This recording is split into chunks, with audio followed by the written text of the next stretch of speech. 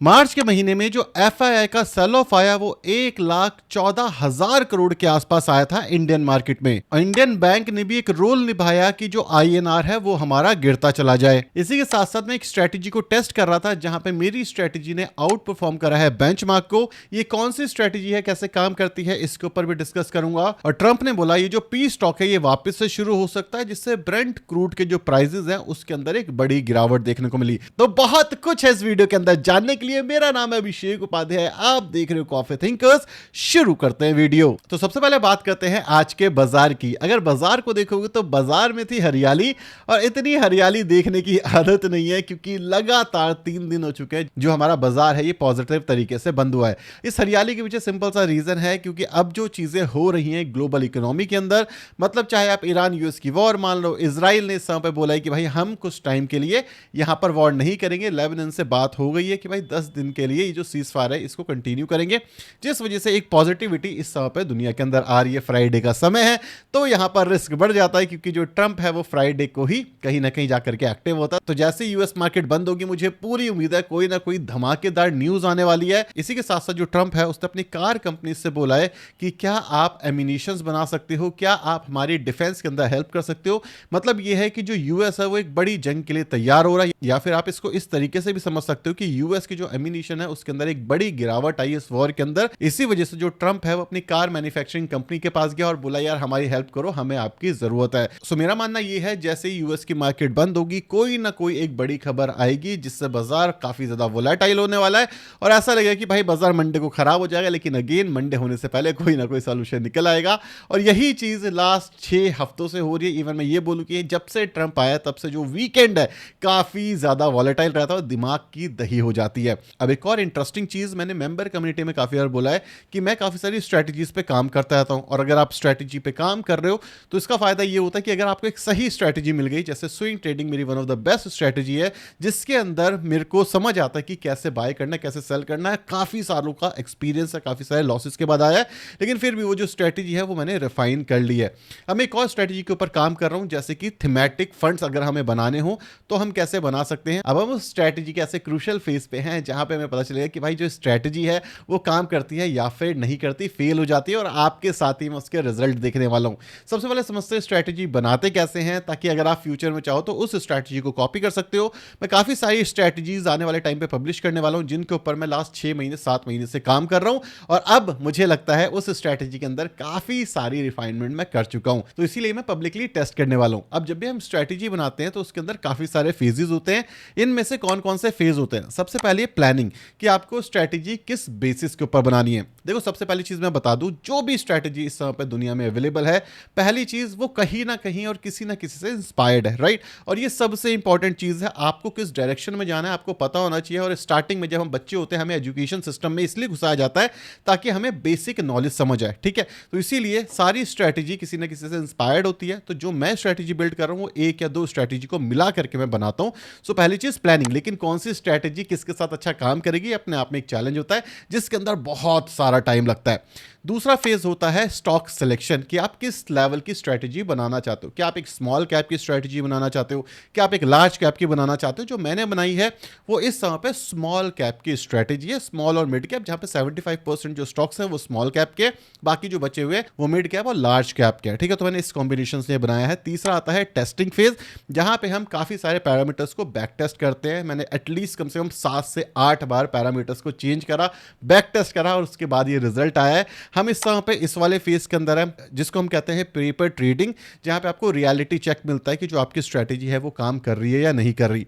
अब paper trading और live strategy में क्या डिफरेंस होता है? पेपर ट्रेडिंग के अंदर एक रूल आता है कि जब आपका मार्केट प्राइस जहां पे क्लोज हो रहा है और अगले दिन जहां पे मार्केट प्राइस ओपन हो रहा है, इसके बीच के अंदर जो ट्रेडिंग गैप है, मतलब प्राइस का गैप है, ये थोड़ा बहुत होता है। मतलब जो ये पेपर ट्रेडिंग होती है ये हम मान सकते हैं कि 80% के आसपास रियलिटी के आसपास होती है, अगर आप एक अच्छा प्लेटफॉर्म यूज कर कर रहे हो तो। अभी जो पेपर ट्रेडिंग होती है ये बड़े बड़े इन्वेस्टर करते हैं, बड़े बड़े म्यूचुअल फंड भी करते हैं, अलग अलग प्लेटफॉर्म्स होते हैं। अब मैंने काफी सारे प्लेटफॉर्म को यूज करा और एक्यूरेसी देखी, तो एक्यूरेसी के लेवल पर मुझे 80% वाली एक्यूरेसी मिल गई कि भाई जो रियल लाइफ मार्केट के आसपास काम करती है, ये मैंने लाइव टेस्ट करके देखा है। और जो 80% एक्यूरेसी है ये पर्सनली काम करती है, ऑफिशियली कोई नंबर नहीं है, ये मैंने एक्सपेक्टेशन रखी, कम और ज्यादा हो सकती है, ठीक है। अब जब हमने ये पेपर ट्रेड में लगाए अपने स्टॉक्स, जो हमारी स्ट्रेटेजी थी उसके बेसिस के ऊपर, जो रिजल्ट आए ना, आप देख के शॉक हो जाओगे, इवन मैं देख करके शॉक हो गया हूं। मैं आपको रिजल्ट यहाँ पे मैंने ये स्ट्रेटेजी पब्लिश करी है कॉपी कैट इन्वेस्टिंग की, ठीक है। ये किसकी फिलॉसफी पे बेस है, कोई पैसा नहीं है, फ्री में है, आप देख लो यहाँ पे, मैं आपको इसका लिंक भी दूंगा।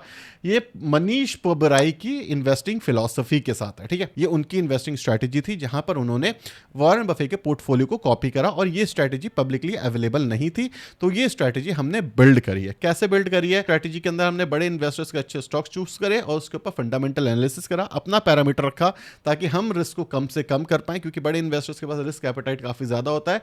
और इसके बेसिस के ऊपर हमने एक स्ट्रेटेजी पब्लिश करी। अब ये स्ट्रेटेजी क्या कहती है? ये स्ट्रेटेजी कहती है कि जहां पर ग्रोथ ज्यादा हो, जहां पर रिस्क कम हो, मार्केट कैप हमारा छोटा हो और लॉन्ग टर्म में हाई ग्रोथ पोटेंशियल हो, जो कि करंट मार्केट सिचुएशन के हिसाब से अच्छी इंडस्ट्री में काम कर रहे हैं, ये वाली जो स्ट्रेटेजी है ये इस पे मेनली फोकस करती है। अब देखो क्या हुआ, ये स्ट्रेटेजी मैंने पब्लिश करी थी 27 मार्च 2026 में, ठीक है। क्यों करी थी ये वाली स्ट्रेटेजी? उस समय पे बाजार काफी गिरा हुआ था, क्योंकि वो जो स्ट्रेटेजी है वो ये बताएगी कि भाई जब बाजार गिरता और रिकवर करता, क्या आपकी स्ट्रेटेजी रिकवर कर पा रही है या फिर नहीं। जैसे क्वांट के केस में क्या होता है कि वो स्ट्रेटेजी रिकवर नहीं कर पाई जब बाजार में गिरावट आई, ठीक है। तो इसी के साथ साथ लॉन्ग टर्म टेस्टिंग भी हो जाती है। तो जब हमने ये स्ट्रेटेजी पब्लिश करी थी उसके बाद जो हमारी स्ट्रेटेजी थी उसने अंडर परफॉर्म करा था करीब करीब 10 से 12 दिन के बाद। लेकिन 10 से 12 दिन के बाद जब बाजार में एक पॉजिटिवनेस आई, बेंचमार्क ने रिकवर करा 6% के आसपास, हमारी स्ट्रेटेजी ने रिकवर करा 17% के आसपास। मैं कह रहा हूं 80% सक्सेस चांस भी मान लो तो ये 17% की जगह 13% हम मान सकते हैं।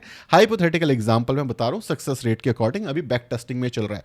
मोस्ट प्रॉब्ली 100% जो स्टॉक्स हैं इस समय पे वो स्मॉल कैप के हैं, तो स्मॉल कैप अगर मुझे म्यूचुअल फंड लेना था तो मैं उसकी जगह ये स्ट्रेटेजी कंसीडर करूंगा जैसे जैसे बैक टेस्ट हमारा कंप्लीट होगा।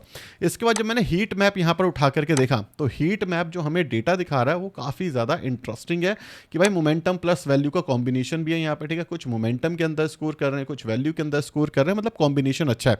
जब भी हम स्ट्रेटेजी बनाते हैं तो हमें मोमेंटम प्लस वैल्यू जरूर कंसीडर करना चाहिए, क्योंकि जब बाजार के अंदर गिरावट आ रही होती है तो वैल्यू हमें काफी अच्छा देता है और मोमेंटम जब बाजार में रिकवरी आती है हमारे पोर्टफोलियो को ऊपर लेकर के जाता है। सो काफी सारे पैरामीटर्स को ऐड करके डिलीट करके मैंने यहाँ पर ये चीजें बनाई। एक वीडियो मैंने बनाई हुई है इसके ऊपर जहां पे मैंने इसका इनिशियल क्रक्स दिखाया कि कॉपी कैट इन्वेस्टिंग कैसे काम करती है, लेकिन उसके बाद भी इस पे काफी सारे फिल्टर्स लगे। अभी भी टेस्टिंग चल रही है और आने वाले टाइम पे भी इस पे फिल्टर्स में ऐड करूंगा। मुझे आपको ये स्ट्रेटेजी इसलिए दिखानी थी बिकॉज मैं आपके साथ हर चीज शेयर करता हूँ, ये जर्नी भी शेयर करता हूँ। अगर ये स्ट्रेटेजी आगे चल के अच्छी होगी तो आप बोलोगे कि इस जर्नी का मैं पार्ट रहा हूं। तो ये जो स्ट्रेटेजी है कॉपी कैट इन्वेस्टिंग स्ट्रेटेजी, इसका जो लिंक है ये मैं आपको डिस्क्रिप्शन बॉक्स में दे दूंगा। और एक और इंटरेस्टिंग चीज बताता हूँ, इस स्ट्रेटेजी के अंदर 29 स्टॉक्स है, मतलब आप ये समझ रहे हो कॉन्सेंट्रेटेड बेट है, उसके साथ साथ डाइवर्सिफाई बाय सेक्टर के अंदर दिखता ही है। तो ये स्ट्रेटेजी काफी अच्छी काम करी, अभी तक अच्छी काम करी। आप आकर के यहाँ पे सलाह दे सकते हो कि क्या क्या ऐड करना है, क्या क्या डिलीट करना है। इस स्ट्रेटेजी को जाकर के टेस्ट जरूर करना, आपको डिस्क्रिप्शन बॉक्स में लिंक मिल जाएगा। बोलूंगा मैं कोई प्रमोशनल वीडियो नहीं है, पर टेस्ट कर लेना, मजा आएगा आपको देखकर कि क्या ऐसी स्ट्रेटेजी बन रही है, म्यूचुअल फंड को बीट कर रही है वाली स्ट्रेटेजी। मुझे अच्छी लगी तो मैंने आपके साथ शेयर करी, आप मुझे बताना आपको कैसी लगी। अब बात करते हैं एफआईआई की सेलिंग की। 1,14,000 करोड़ की सेलिंग हुई इंडियन मार्केट में। और क्यों लोग कह रहे हैं कि ये जो मार्केट के अंदर सेल ऑफ हुआ है ये काफी ज्यादा बड़ा हो सकता है यहां से भी। सबसे पहले समझो एफआईआई ने क्यों बेचा। एफआईआई ने इसको इस वजह से बेचा क्योंकि उन्हें समझ आ रहा था कि भाई इंडियन इकोनॉमी में अभी थोड़ी सी दिक्कत है, जो कंपनीज के रेवेन्यूज हैं वो ऊपर नहीं आ रहे। इसी के साथ साथ वॉर होने की वजह से जो इमर्जिंग मार्केट है वो रिस्की हो जाती है। तो इस वजह से जो एफआईआई को प्रॉफिट्स हो रहा था वो उन्होंने निकाला, ठीक है। अब एफआईआई को प्रॉफिट क्यों हो रहा था, आपको याद होगा एचडीएफसी बैंक 2000 में बना था, है ना। बड़े बड़े बैंक्स, बड़ी बड़ी कंपनियां 2000 में बनी थी, सन 2000 में। उस सिचुएशन के अंदर जो एफआईआई थे उन्होंने पैसा लगाया था, आज की डेट में वैल्यूएशन अच्छी हो गई थी, हम इमर्जिंग मार्केट के अंदर काफी तेजी से ग्रो कर रहे थे, ठीक है। अब क्या होता है कि जो हमारी 4th लार्जेस्ट इकोनॉमी होती है वो 6th लार्जेस्ट होने वाली है। ये आपको नहीं पता, ये मुझे नहीं पता, लेकिन एफआईआई के पास ये सारा डेटा होता है और उनका काम इसको एनालाइज करना होता है। और उन्होंने ये एनालिसिस करके कहीं ना कहीं ये चीज पता लगा ली होगी कि भाई साहब करेंसी वीक होने वाली है, ग्लोबल सिचुएशन अच्छी नहीं है, ट्रंप के आने की वजह से इंडिया के ऊपर प्रेशर है। इसके बाद क्या होता है, ईरान और यूएस की वॉर आती है और इसको और ज्यादा एस्केलेट करती है। जो सेफ हेवन है वो गोल्ड है और गोल्ड के बाद डॉलर है। इस समय पे अगर आप देखोगे जो एफआईआई है वो गोल्ड को बेच करके भी डॉलर की साइड धीरे धीरे शिफ्ट कर रहे हैं। और एफआईआई को किसी से कोई मतलब नहीं है कि भाई डॉलर स्ट्रांग हो रहा है, गोल्ड स्ट्रांग हो रहा है, आईएनआर स्ट्रांग हो रहा है। जो चीज स्ट्रांग होगी वो वहां पर जाकर पैसा डालेंगे। 2017 में इंडियन मार्केट स्ट्रांग थी तो उन्होंने दबा करके यहाँ पर पैसा डाला। अब उन्हें वीक लग रही है तो दबा करके पैसा निकाल रहे हैं। अब इसके साथ साथ एक बड़ा रिस्क भी आता है कि कोई एफआईआई किसी कंट्री में पैसा डाल रहा है तो वहां पे जो करेंसी है उसका रिस्क हमेशा रहता है। ये मैंने आपको 3-4 दिन पहले भी वीडियो के अंदर अच्छे से बताया था, ठीक है। अब एफआईआई भी यही करते थे कि भाई वो डालते थे, करेंसी रिस्क तो रहता ही था। उस केस के अंदर क्या होता है, एनडीए, नॉन डिलीवरेबल फॉरवर्ड्स। इसमें क्या होता है कि सपोज करो वो $1,00,000 इंडिया में डाल रहे हैं तो वो क्या करेंगे, वो उतने वर्थ ऑफ हेज कर लेंगे। मैंने आपको एक वीडियो में बताया था कि हेजिंग कैसे करते हैं, कि कोई चीज नीचे या ऊपर जाए तो आप अपने जो रिस्क है उसको कम से कम करते हो, इसको हेजिंग कहते हैं।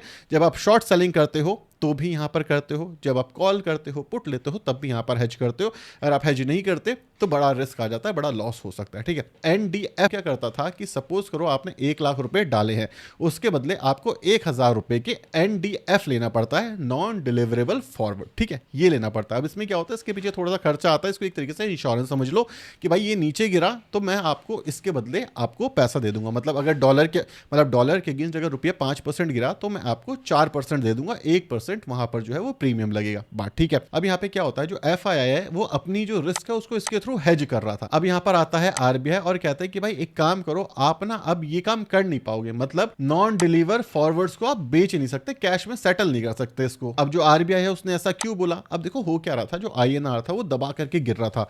जब आईएनआर दबा करके गिर रहा होता है तो आरबीआई के बचाने की कोशिश करती है। हम कह रहे हैं भाई आईएनआर 100 के ऊपर चला जाएगा।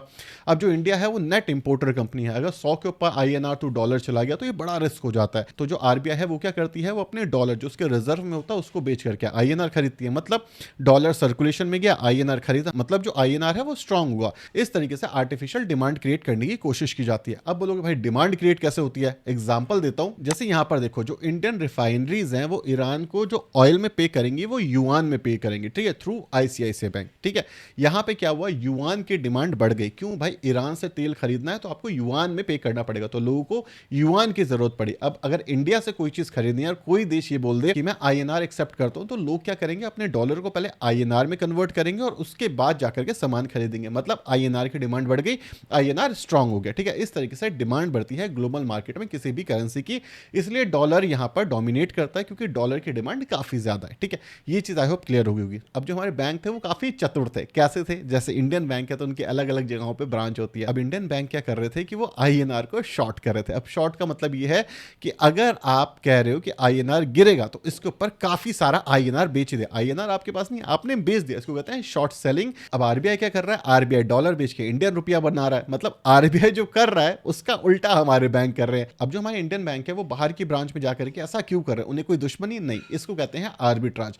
मतलब ये है कि हमारे देश में कोई चीज सस्ती है और बाहर के देश में वो चीज महंगी है, तो आप वहां पर बेचोगे और इंडिया में आकर के खरीद लोगे, ठीक है। इसको कहते हैं आर्बिट्राज करना। और ये कर करके जो हमारे बैंक है उसने काफी दबा करके पैसा बनाया इंडिया की करेंसी बेच बेच करके। हम सबको दिक्कत हो रही है लेकिन बैंक का काम है ये, बैंक वो चीज कर रही थी। क्या लीगल है? हाँ बिल्कुल लीगल है। जब आरबीआई को ये चीज समझ आई कि इंडियन बैंक क्या कर रहे हैं तो उन्होंने एनडीएफ के ऊपर लिमिट लगा दी और स्ट्रिक्ट रूल कर लिया। मतलब कोई भी रैंडमली आकर के हमारी करेंसी को नहीं बेच सकता और इसको गिरा नहीं सकता, ठीक है। तो ये वाली चीज हो रही थी और हम में से ज्यादातर लोगों को पता ही नहीं था। कल मैंने कोई न्यूज पढ़ी, उसका 2-4 वीडियोस देखी, उसके बाद मुझे समझ आया कि भाई साहब हमारे बैंक से चतुर निकले।